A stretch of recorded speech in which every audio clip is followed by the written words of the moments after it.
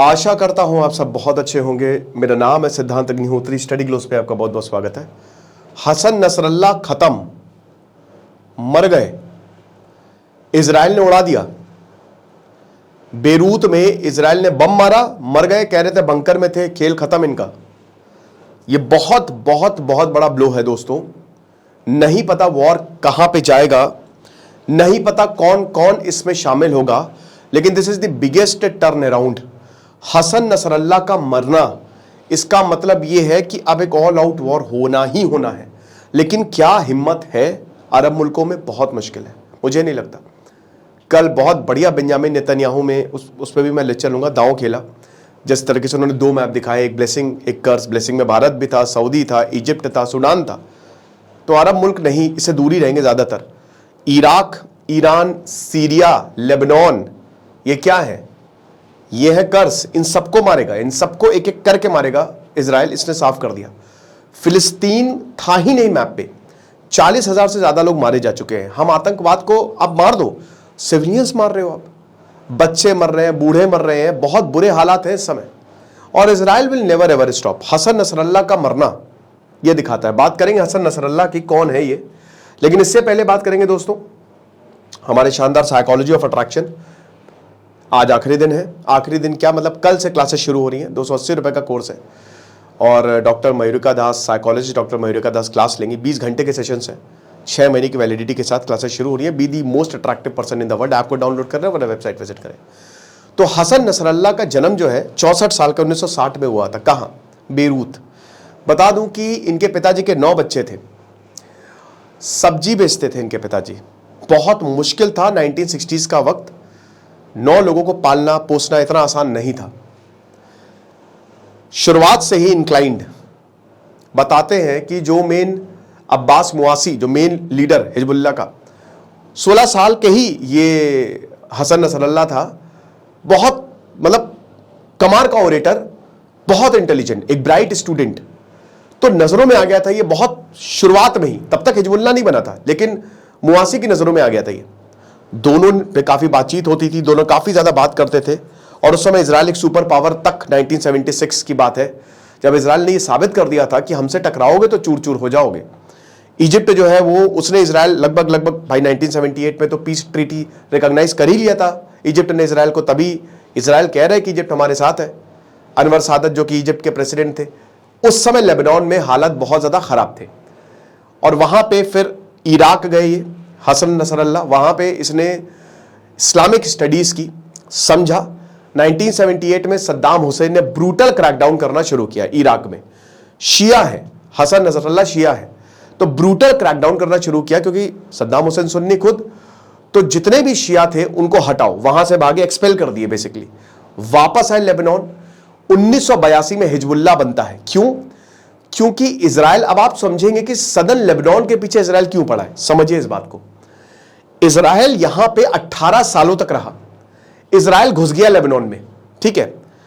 फिलिस्तीन liberation organisation लगातार हमले हो रहे थे, घुस गया लेबनान में। सदन लेबनान को उसने 2000 तक, 18 सालों तक ऑक्यूपाई करके रखा है।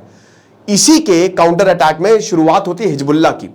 अब हिजबुल्लाह भाई यहां पे उस समय Hassan Nasrallah as a fighter join किए थे इस रेबेल ग्रुप को। पूरा अमाल मूवमेंट चला, वहां से ही उभर के आए।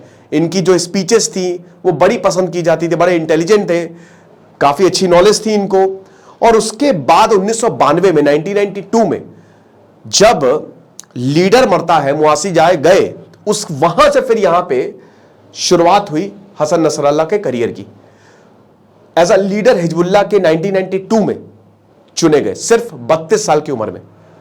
और उसके बाद, उस समय हिजबुल्लाह इतना ताकतवर नहीं था, ईरान का सपोर्ट था, लेकिन जब हसन नसरल्ला आए उसके बाद बहुत ज्यादा ताकत मिल गई हिजबुल्लाह को। बहुत, आप ये समझिए कि 8 साल के अंदर अंदर 2000 तक, 2000 में हसन नसरल्ला ने हरा दिया इजराइल को। इजराइल को वापस हटना पड़ा, ऑक्यूपेशन छोड़नी पड़ी सदन लेबनान की। इतना ज्यादा यहां पे नुकसान पहुंचाया था हसन नसरल्ला ने। 1997 इनको फादर ऑफ हादी भी बोला जाता है। हादी इनके बेटे 18 साल के 1997 में लड़ते लड़ते जान चली गई, ठीक है। उसके बाद इन्होंने शादी की, 5 बच्चे हैं इनके, 4 थे वैसे, अभी तो 4 सर्वाइविंग सन है, एक जैसा कि हमने बताया कि एक की मौत हो गई। तो 2000 के बाद इनको एज अ भगवान माना जाता था। लेबनीज लोग इनको भगवान मानते थे।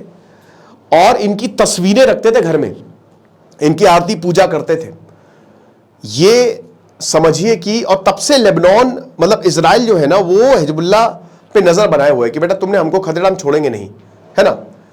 हालांकि इतना आसान भी नहीं। देखिए ये सिविल वॉर लंबा चलता है और इसी का नतीजा ये है कि हिजबुल्लाह ने सरकार बनाई लेबनान में।